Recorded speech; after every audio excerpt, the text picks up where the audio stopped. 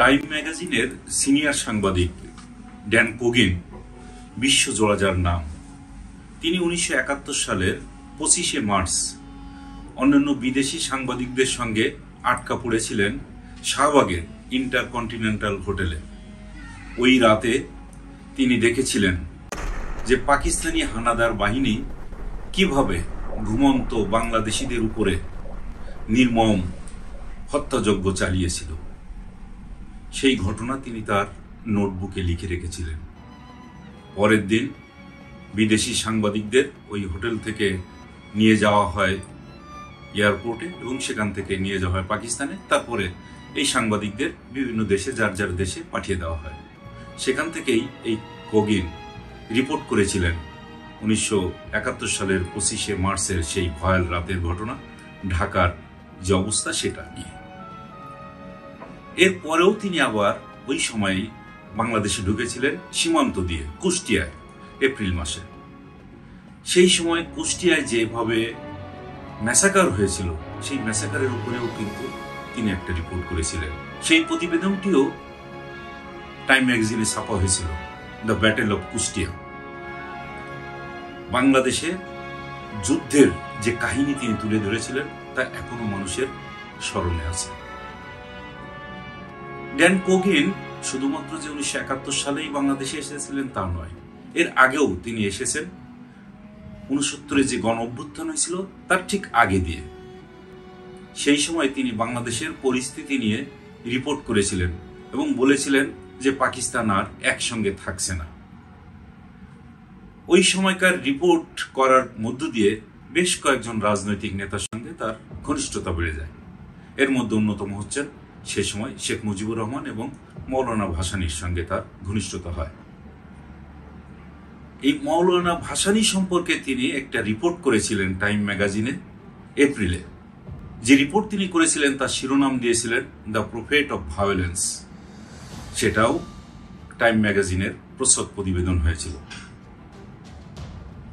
যাই হোক, তিনি আবার বাংলাদেশে এসেছেন, স্বাধীন বাংলাদেশে 1972 সালের মধ্য জানুয়ারিতে। সেই সময় তিনি সদ্য স্বাধীন বাংলাদেশের প্রধানমন্ত্রী শেখ মুজিবুর রহমানের সঙ্গে দেখা করেন। তার সঙ্গে দেখা করে একটা প্রতিবেদন তৈরি করেন, যেটা আবার ওই টাইম ম্যাগাজিনে প্রকাশিত হয়েছে। কোগিন তার প্রতিবেদনে লিখেছেন যে সদ্য স্বাধীন দেশটির প্রধানমন্ত্রী আন্তরিকভাবেই চাইছেন পাকিস্তানের সঙ্গে বাংলাদেশের একটি স্বাভাবিক সংযোগ থাকুক, তাহলে ভারত কখনো বাংলাদেশকে দখল করে নিতে পারবে না। তিনি ভারতের অন্তিম ইচ্ছা সম্পর্কে সন্দিহান ছিলেন। তিনি ভয় পাচ্ছিলেন হিন্দু প্রধান আধিপত্যপ্রবণ প্রতিবেশীটি কোনো এক সময় মুসলিম প্রধান বাংলাদেশকে তার অংশ করে নিতে পারে।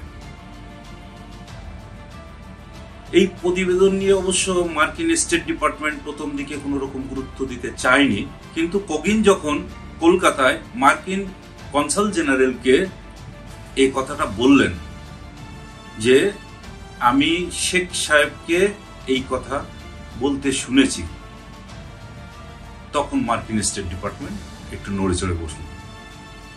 পরবর্তীতে অবশ্য এই ড্যান কোগিন শেখ সাহেবের এক সময়কার ঘনিষ্ঠ সহযোগী, পাকিস্তানের 22 পরিবারের অন্যতম সদস্য ইউসুফ হারুনের সঙ্গে এই কথাটা বলেছিলেন।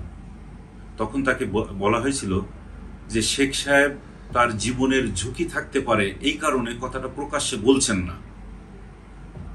এই ইউসুফ হারুন এক সময় পাকিস্তানের প্রতিষ্ঠাতা মোহাম্মদ আলী জিন্নাহর সঙ্গেও ঘনিষ্ঠভাবে কাজ করেছেন, ফলে তার অনেকগুলো অভিজ্ঞতা রয়েছে।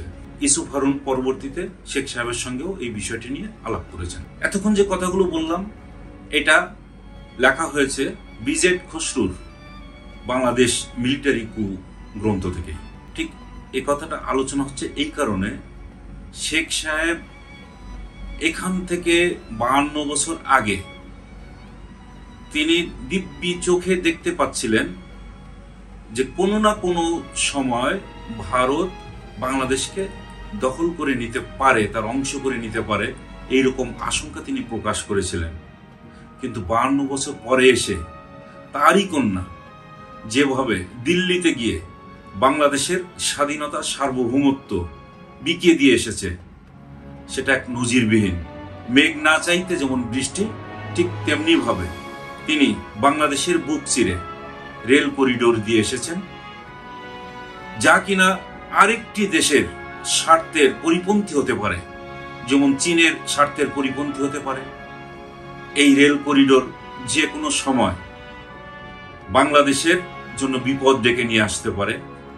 কেননা ভারতের যে কৌশলগত জায়গা, সেই শিলিগুড়ি করিডোর বাইপাস করে এখন যাচ্ছে ভারতের যে 7 সিস্টার, সেই সমস্ত জায়গায়। ফলে এই যে বাংলাদেশের স্বাধীনতা, সার্বভৌমত্ব তিনি বিকিয়ে দিয়ে আসলেন কোন রকম না চাওয়ার আগেই, সেই সন্দেহটা কিন্তু শেখ মুজিব এখান থেকে 52 বছর আগে করে রেখেছিলেন। শেখ হাসিনা এই যে বাংলাদেশের স্বাধীনতা, সার্বভৌমত্ব ভারতের কাছে বিকিয়ে দিয়ে এসেছে, তার কারণ হলো তিনি এখন এমন অসহায় হয়ে গেছেন, কারণ তার ক্ষমতায় থাকতে হবে, এবং ক্ষমতায় থাকতে গেলেই ভারতের সমস্ত কথা শুনেই তাকে ক্ষমতা টিকে রাখতে হবে।